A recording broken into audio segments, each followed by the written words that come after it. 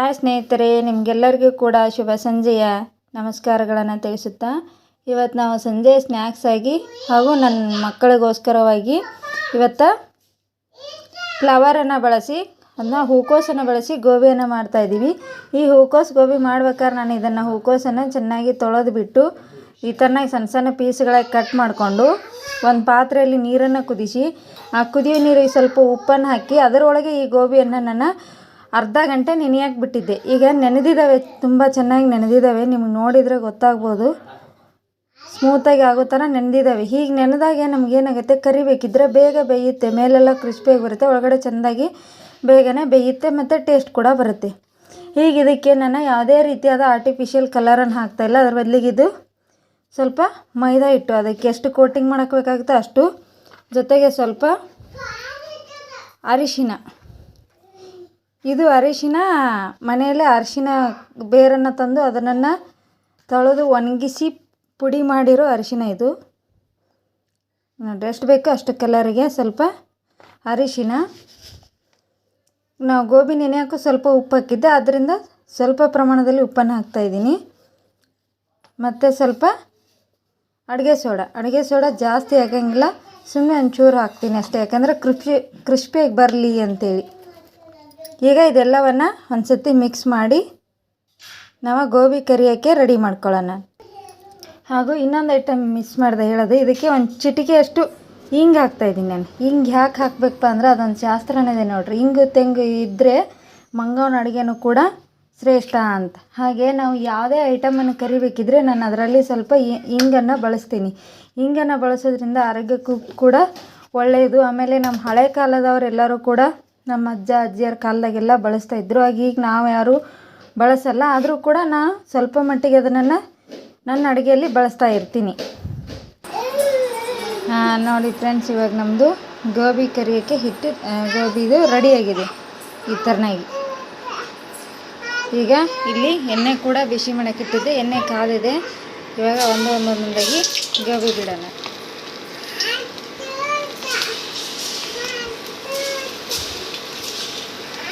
ನಮ್ಮದು ಯಾವುದೇ ರೀತಿಯಾದಂಥ ಆರ್ಟಿಫಿಷಿಯಲ್ ಕಲರ್ ಹಾಕದೆ ಕೇವಲ ಅರಿಶಿನವನ್ನು ಮಾತ್ರ ಬಳಸಿ ಮಾಡಿರ್ತಕ್ಕಂಥ ಗೋಬಿ.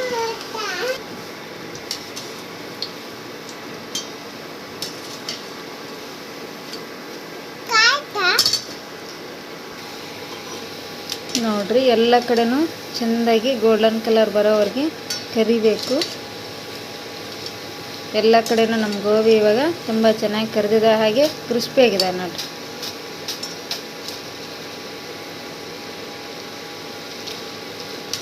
ಈಗ ಇವನ್ನೆಲ್ಲವನ್ನು ಎತ್ಕೊಂಬಿಡೋಣ.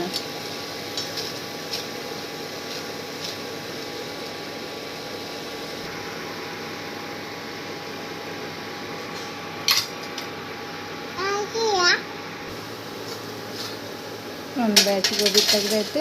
ಈಗ ಇನ್ನೊಂದು ಬ್ಯಾಚ್ ಕೂಡ ಇಲ್ಲೇ ಹಾಕಿದ್ದೀನಿ.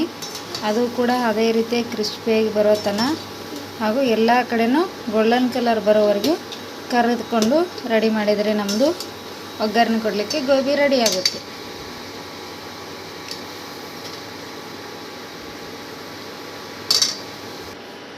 ಈಗ ನೋಡಿ ಸ್ನೇಹಿತರೆ, ನಮ್ಮದು ಎಲ್ಲದೂ ಗೋಬಿ ಕರೆದು ರೆಡಿಯಾಗಿದೆ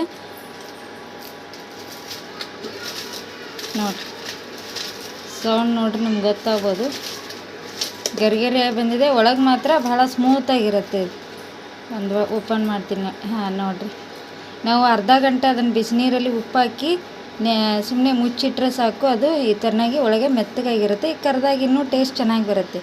ಈಗ ಇದಕ್ಕೆ ಒಗ್ಗರಣೆಗೆ ನಾನಿಲ್ಲಿ ಸಿಂಪಲ್ಲಾಗಿ ನೋಡಿರಿ, ಸಣ್ಣ ಕಟ್ ಮಾಡಿರೋ ಈರುಳ್ಳಿ, ಇದು ಒಂದು ದಪ್ಪದು ಕ್ಯಾಪ್ಸಿಕಮ್ಮನ್ನು ಈ ರೀತಿ ಸಣ್ಣದಾಗಿ ಕಟ್ ಮಾಡ್ಕೊಂಡಿದ್ವಿ. ಹಾಗೆ ಶುಂಠಿ ಮತ್ತು ಬೆಳ್ಳುಳ್ಳಿಯನ್ನು ಕುಟ್ಟಿಟ್ಕೊಂಡಿದ್ವಿ. ಸ್ವಲ್ಪ ಬೀಟ್ರೂಟನ್ನು ಸಣ್ಣದಾಗಿ ತುರಿದಿದ್ದೀನಿ, ಭಾಳ ಸಣ್ಣ ಮನೆಯಿಂದ ತುರಿದಿದ್ದೀನಿ. ಇದನ್ನು ಯಾಕೆ ತುರಿದಿದ್ದೀನಿ ಅಂತ ನಿಮಗೆ ಆಮೇಲೆ ಗೊತ್ತಾಗುತ್ತೆ. ಈಗ ಒಗ್ಗರಣೆಗಿಲ್ಲಿ ಎಣ್ಣೆ ಬಿಸಿ ಆಗ್ತಿದೆ.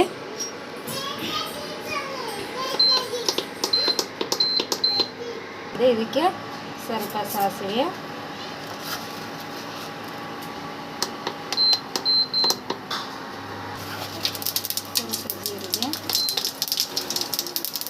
ನಾವು ಕಟ್ ಮಾಡಿ ಇಟ್ಕೊಂಡಿರೋಂಥ ಕ್ಯಾಪ್ಸಿಕಮ್ಮು,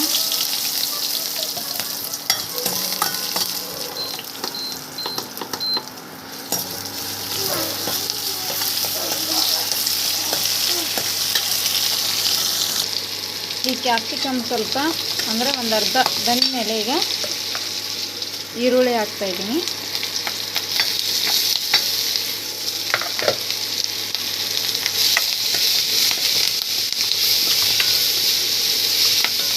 ಇವಾಗ ಸ್ವಲ್ಪ ರುಚಿಗೆ ತಕ್ಕಷ್ಟು ಉಪ್ಪನ್ನು ಹಾಕೋಣ. ಉಪ್ಪನ್ನು ನೋಡಿ ಹಾಕ್ಕೊಡ್ರಿ, ಯಾಕಂದರೆ ನಾವು ಗೋಬಿಗೆ ಆಲ್ರೆಡಿ ಹಾಕಿರ್ತೀವಿ. ಒಗ್ಗರಣೆಗೆ ಎಷ್ಟು ಬೇಕೋ ಅಷ್ಟನ್ನು ಮಾತ್ರ ನೋಡಿ ಹಾಕ್ರಿ.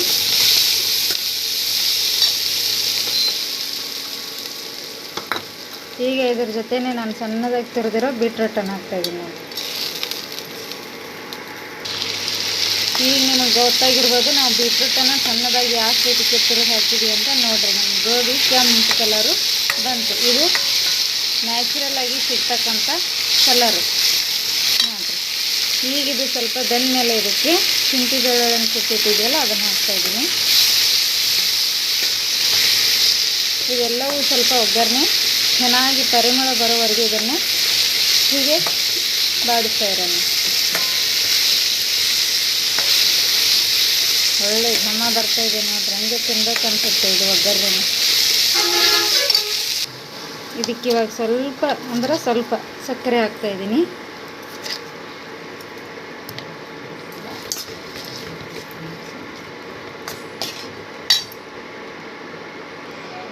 ನೋಡಿರಿ, ಈರುಳ್ಳಿ, ಕ್ಯಾಪ್ಸಿಕಮ್ಮು, ಶುಂಠಿ ಬೆಳ್ಳುಳ್ಳಿ ಪೇಸ್ಟು ಎಲ್ಲ ಒಗ್ಗರಣೆ ಚೆನ್ನಾಗಿ ಬೆಂದ ಮೇಲೆ ಇದಕ್ಕೆ ನಾವಿವಾಗ ನಮಗೆ ಬೇಕಾದಷ್ಟು ಸಾಸನ್ನು ಹಾಕೊಳ್ಳೋಣ.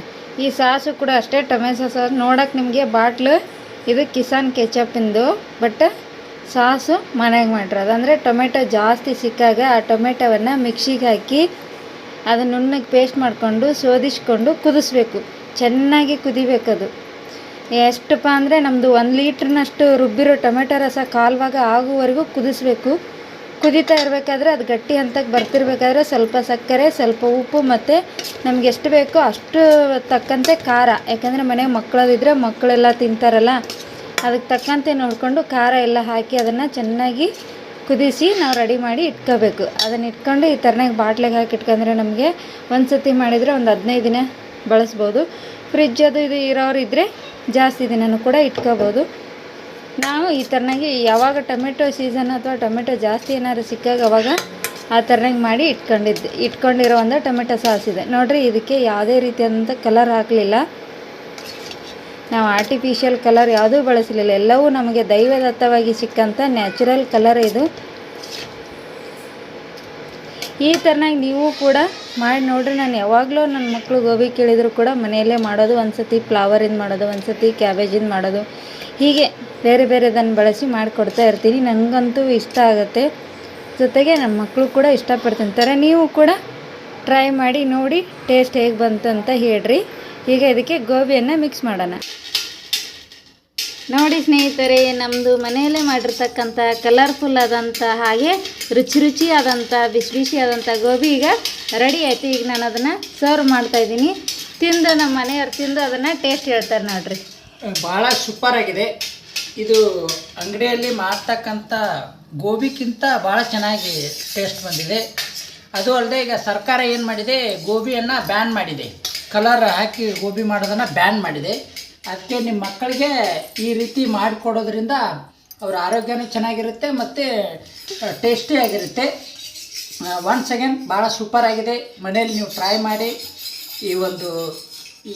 ಇದನ್ನು ಟೇಸ್ಟ್ ನೋಡಿ ಮತ್ತು ನಿಮ್ಮದು ಅಭಿಪ್ರಾಯವನ್ನು ಕಮೆಂಟ್ ಬಾಕ್ಸ್ನಲ್ಲಿ ಹಾಕಿ. ಹಾಗೆ ಇದು ಟೇಸ್ಟ್ ನಿಮ್ಗೆ ಇಷ್ಟ ಆದರೆ, ಈ ಗೋಬಿ ಇಷ್ಟ ಆದರೆ ಏನು ಮಾಡಿರಿ, ಶೇರ್ ಮಾಡಿರಿ ನಿಮ್ಮ ಫ್ರೆಂಡ್ಸ್ಗೆ. ಮತ್ತು ಕಮೆಂಟ್ ಬಾಕ್ಸ್ನಲ್ಲಿ ಏನಾದರೂ ಇದ್ರ ಟೇಸ್ಟ್ನಲ್ಲಿ ಇನ್ನೂ ಚೆನ್ನಾಗಿ ಬರಬೇಕಿತ್ತು ಇನ್ನೊಂದು ಸ್ವಲ್ಪ ಅಂತ ನೀವು ಮಾಡಿ ರುಚಿ ನೋಡಿದ ಮೇಲೆ ನಮಗೆ ಕಮೆಂಟ್ ಬಾಕ್ಸ್ನಲ್ಲಿ ಹಾಕಿ. ಅದನ್ನು ನಾವು ಮತ್ತೆ ಮುಂದೆ ಬೇರೆ ಯಾವುದಾದ್ರೂ ರೆಸಿಪಿ ಮಾಡಬೇಕಾದ್ರೆ ಅದನ್ನು ತಿದ್ಕೋತೀವಿ. Once again thank you. ಇದಕ್ಕೆ ಒಂದಂದರೆ ನಾವು ಆರ್ಟಿಫಿಷಿಯಲ್ ಕಲರ್ ಬಳಸಿಲ್ಲ, ಹಾಗೆ ಮೇಲ್ಗಡೆ ಕೊತ್ತಂಬರಿ ಸೊಪ್ಪು ಹಾಕಿಲ್ಲ. ಯಾಕೆ ಹಾಕಿಲ್ಲ ಅಂದ್ರೆ ಅದು ಫ್ರೆಶ್ ಆಗಿ ಇರಲಿಲ್ಲ ಒಂದು. ಹಾಗೆ ಇನ್ನೊಂದು ಕಾರಣ ಇದೆ, ಕೊತ್ತಂಬರಿ ಸೊಪ್ಪನ್ನು ಮೇಲೆ ಹಾಕಿದರೆ ಅದು ಎಲೆ ಕಂಡುಬಿಟ್ರೆ ನನ್ನ ಮಗ ತಿನ್ನಲ್ಲ ಅನ್ನೋ ಒಂದು ಉದ್ದೇಶಕ್ಕೋಸ್ಕರ ನಾನು ಹಾಕಿಲ್ಲ. ನೀವು ಹಾಕ್ಬೋದು. Okay, thank you. ಅಲ್ಲಿ ಏನಾದ್ರು ಸಜೆಷನ್ಸ್ ಇದ್ದರೆ ಪ್ಲೀಸ್ ಕಮೆಂಟ್ ಮೂಲಕ ಕಮೆಂಟ್ ಮಾಡಿರಿ. ಇನ್ನೂ ಕೂಡ ಹೆಚ್ಚಿಗೆ ನಾವು ಮತ್ತೆ ನಿಮ್ಮ ಜೊತೆಗೆ ಬರುವಂಗೆ ನಮಗೆ ಸಪೋರ್ಟ್ ಮಾಡಿರಿ. Thank you all.